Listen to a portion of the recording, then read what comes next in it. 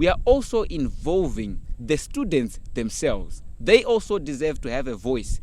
They have to also tell us why they choose certain programs. I like to consider myself as an advocate. Okay. Yes. You know, at law they call Yes, it what they call advocate. advocates. Yes. Let's remove the D and put a G.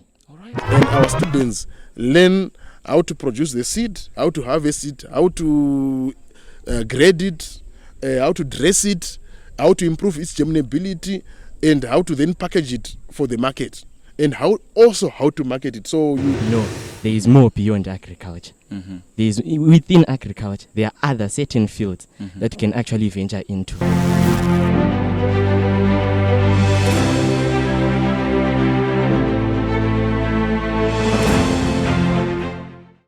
It is yet another episode of the Faculty Focus. My name is your Uncle Kyle, and you know this is Midland State University radio station, and we are here to transform communities. The other time that we had another episode, I'm pretty much sure that one of the gentlemen that are here, Mr. Madanzi, was also present with the acting dean. Mr. Madanzi is the acting chairperson under the Department of Agronomy and Horticulture. But a lot of people have been telling us that we have been just bringing in experts. Yes, that's what the program is about, because we have to bring in experts who have the knowledge and the know-how of the topics that we are looking at. That's why you always see us bringing lecturers. There's always doctors from Midland State University. But this one is a bit unique because we are also involving the students themselves. They also deserve to have a voice. They have to also tell us why they choose certain programs for themselves. So I also have a student, an agronomy student. His name is Takudzwa Chimbwanda, and a very bright young man.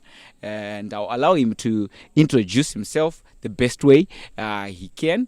Takudzwa, we welcome you to Midland State University radio station's Faculty Focus, and you are free to introduce yourself to our listeners. Thank you very much, Uncle. My name is Takudzwa Chimbwanda. I'm a level 2 agronomist in training here at the Midland State University under the Department of Agronomy and Horticulture. All right. Yes. As I introduce myself, I like to consider myself as an advocate. Okay. Yes. You know, at law they call it what they call advocate. advocates. Yes. Let's remove the D and put a G. All right. Yes. Why do you want to call yourself the advocate? Because I'm an advocate, because I speak up about agriculture. Yes, not just as an agronomy student, but as someone with a zeal and a passion to want and reshape the way people view agriculture. Yes, because I believe it's science-driven. Sure. It's not backwards, as many people think. Yes, so being an advocate, as I call myself, it gives me this voice, this platform, and this confidence to want to promote sustainable agriculture, to inspire the young children, and also to challenge the stereotypes, the backward stereotypes that are associated with agriculture.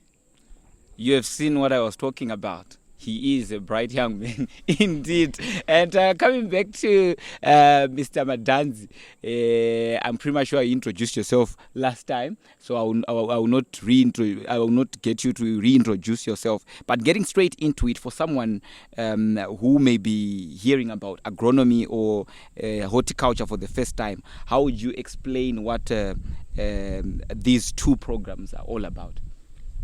Thank you, Uncle.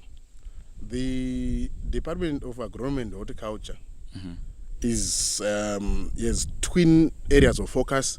The first one being agronomy, which is basically the science of growing crops and manipulating the soil and other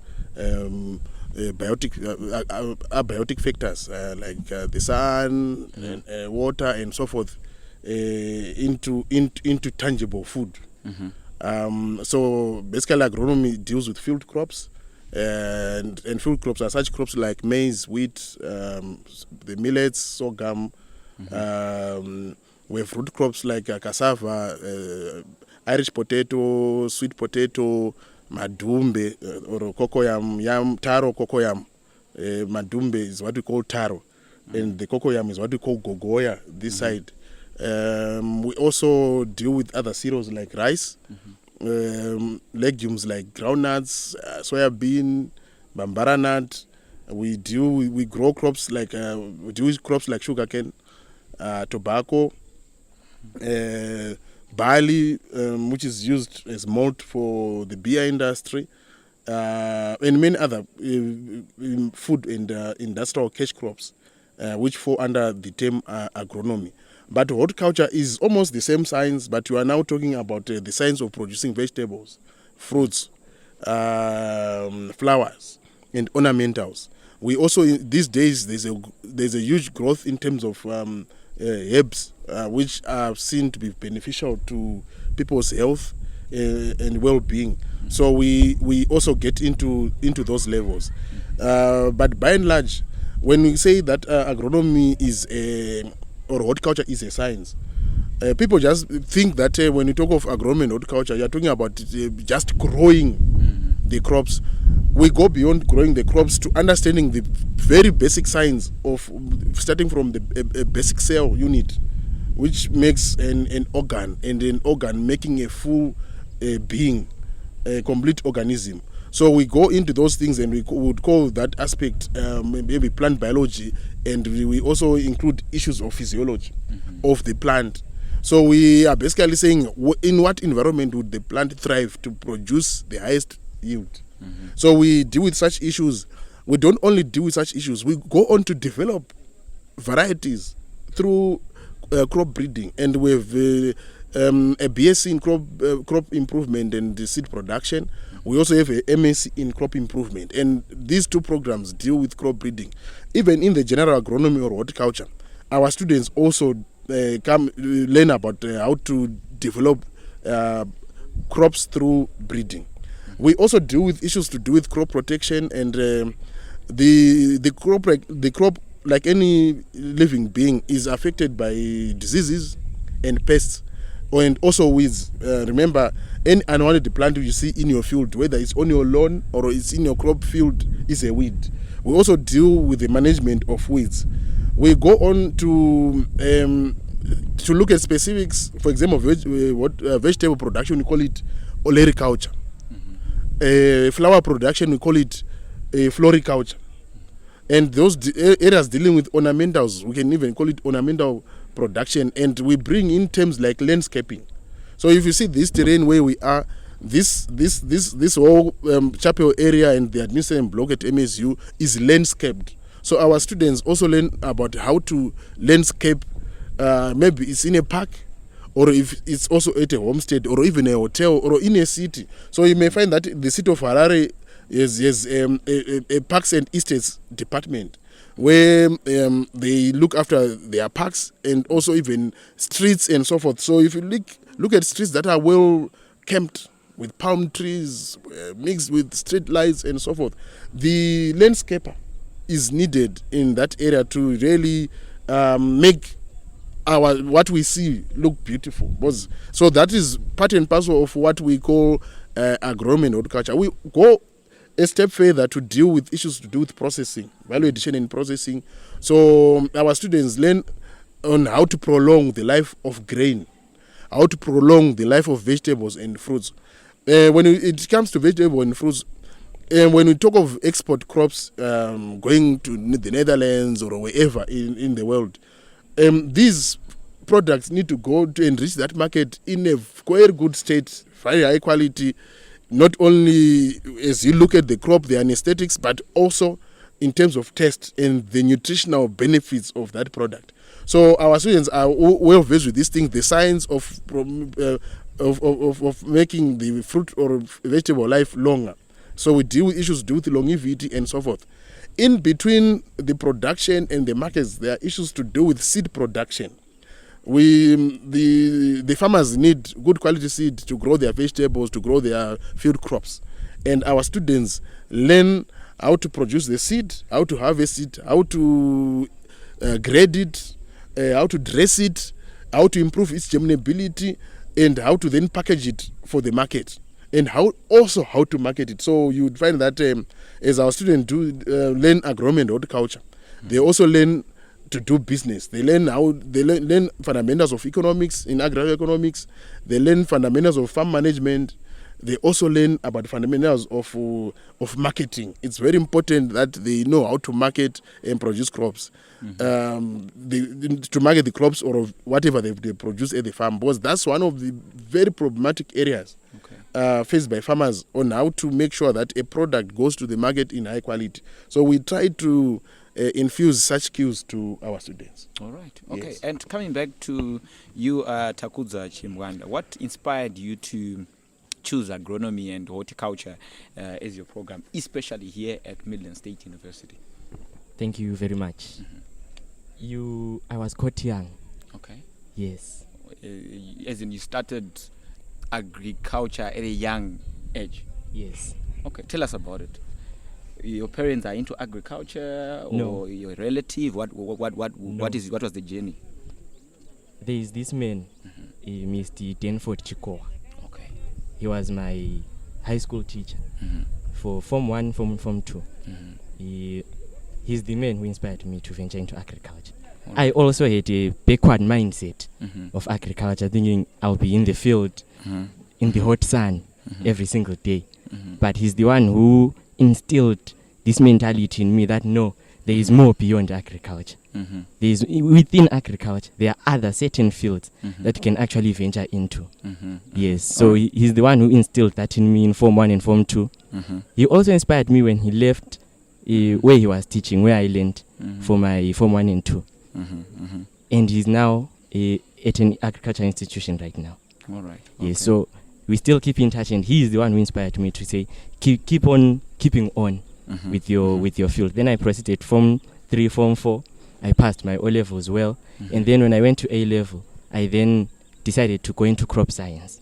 Because before I even chose my A-level combination, I already knew that I wanted to do agronomy. Okay. Yes, All right. because after I had the mindset that agriculture is actually a fun subject, I then started doing more research into it. Then I found, I'm mainly based towards crops. That's where I was mainly biased or skewed to. All right. Then that's where I decided, no, let me venture into agronomy. And the only university that had the program agronomy, known as agronomy, was Midland State University. So I then I did biology, crop science, and geography at A-level. All right. And then I passed my A-levels very well. I had 14 points by God's grace. Wow. And then immediately after passing my A-levels, the results came out in January. They came out on the 12th of January, 2024. And by the 16th of January, 2024, 4 days later, I already had my acceptance letter. Wow. Here at MSU, enrolled under agronomy. All right. And until today, we are looking at Takudzwa Chimbwanda, the agronomist in training, the advocate. You spoke of 14 points. Let me come to Mr. Madanzi, because other students out there are probably going to be starting to think that probably they only need 14 points and above for them to join the department. Can you clarify that one?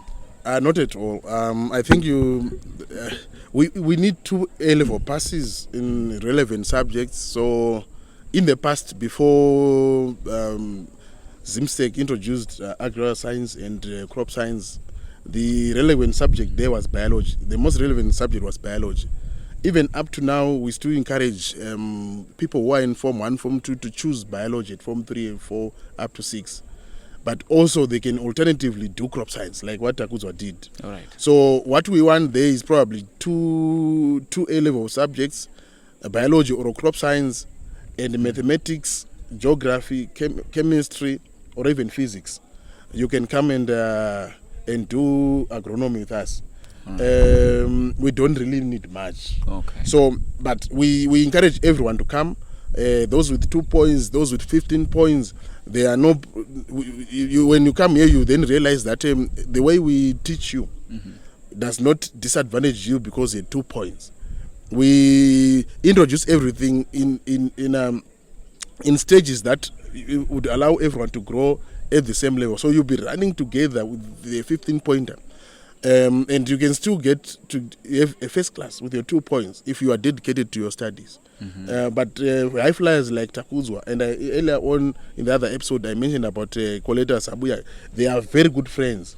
I think they are, I don't know, but I just know they are very, very good friends. Takudzwa is always after Koleta, maybe getting inspiration from Koleta. So we have had students who have done extremely well. Most of our first class students have gone to Europe, big universities, the best in agriculture, like Wageningen in Netherlands, like the University of Leeds.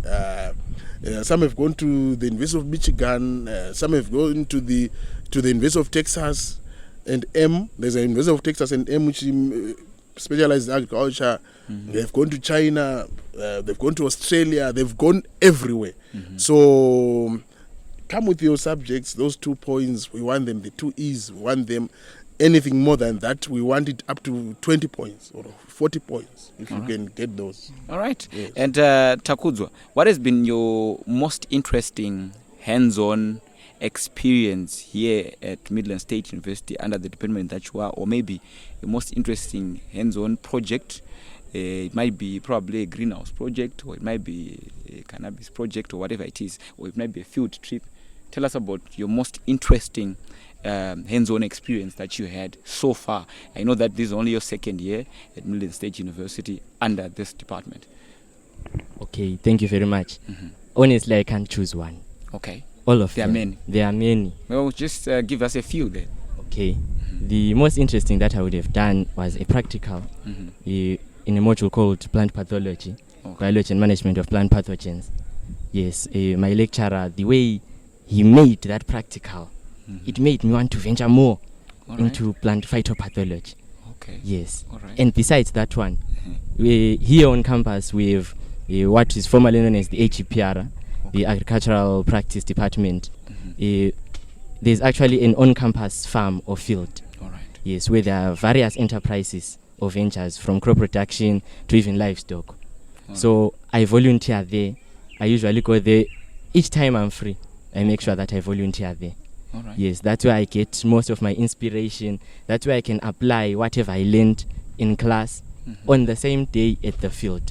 All right. Yes, and they are very welcoming. And each time I go there, I don't just venture into the crop production area of the HEPR, but even the livestock areas. Because remember, I said, despite me being an agronomist, I'm an advocate for agriculture as a whole. Yes, so I try by all means to even learn other aspects of agriculture that are sisters with agronomy, so that I may be able to apply that knowledge later on in the future, because I might be an entrepreneur, so I might need that knowledge of rearing dairy cows and so forth for myself. All right. Yes, so that's why that has to be the most interesting practical that I've done, HEPR and plant pathology.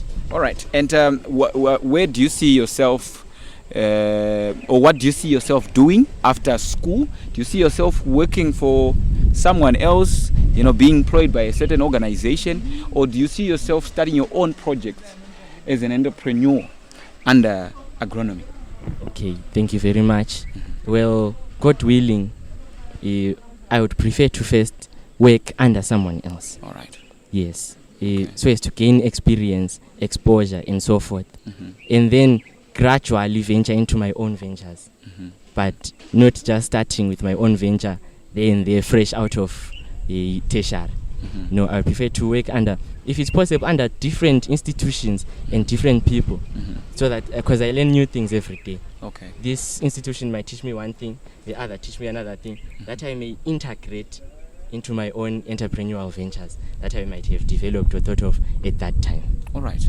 Now, there's a student out there who's probably being inspired by what you are talking about here, and some of them, they already see a successful young man or a successful young agronomer in the next years. What is it that you want to share with that person, probably as an inspiration, as a motivation, or just a word to them? They are being inspired by what you're talking about here right now. Okay. I would like to tell them that agriculture is not as backward as people think.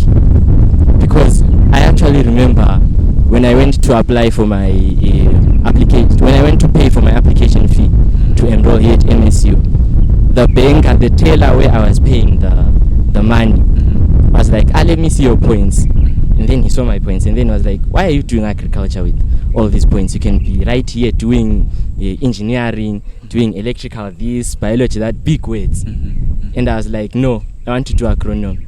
And he called the next teller to come and hear what he was hearing, what I was telling him. And they both laughed. But that didn't discourage me.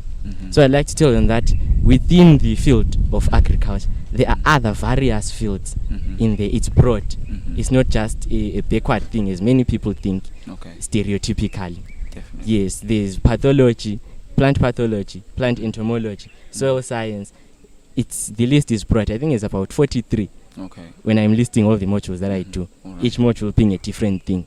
Okay. So you can actually pick one from that and you can actually, agriculture. If we start I think for all right, as we submit Mr. Madanzi, I've got a female student who can join in because I think there's a misnomer in out there that agriculture is for males alone.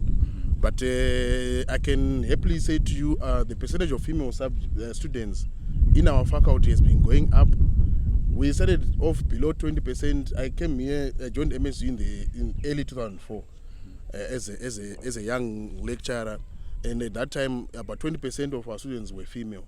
But slowly we are getting to 40% now, and our aim is to get to 52% female students and 48% male students to depict the population balance between males and females in the society. So I've got a female student with me who I think can sit where Takudzwa is, and she can come and say something on why females should also come and join the department.